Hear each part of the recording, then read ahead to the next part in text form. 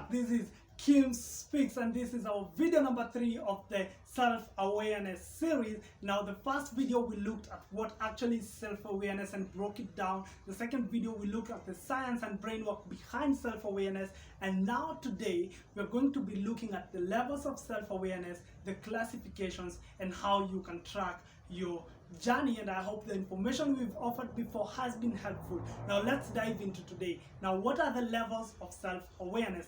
Actually, these levels are 4.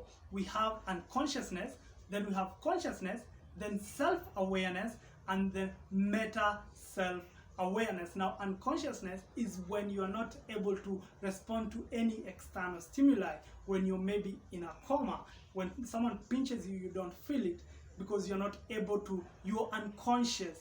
Now, when you go deeper and when you become conscious, this is the first level, and this is the logical part. This is the thoughts part. This is where the neocortex is processing things, like we said in the video before. You can watch it about the brain work of the self-awareness. Now, the neocortex takes charge in the conscious level. Now, when you go deeper, the next level is self-awareness. Now, self-awareness starts when you start digging into the limbic system, when you start understanding your thoughts and connect them to your emotions and dive deeper to know what is underlying. But then the big jackpot happens when you get to the meta self-awareness. Meta self-awareness is when you're able to connect the emotions and the instincts, when you're able to connect the limbic system and the basal ganglia system. Now, consciousness is also classified in some other way in 2. Now, there is the private consciousness and there is the public consciousness. Now, the private consciousness is when you think about what we are talking about, which is your thoughts, your emotions, your motivations, things that drive you, why you do what you do. That is private consciousness. Public consciousness is when you're now processing your impact when other people are there. How do you behave around people? How do you behave with workmates? How do you behave in events? How do you behave while you're with your best friend? Now, this is public consciousness or public self-awareness. Now, these are the 2 classifications. There is private and there is public. Private is when you're with yourself and processing things by yourself, but public is when you're processing how you are or behave or do things when you're around other people. Now, how do you track your journey of self-awareness? The first one actually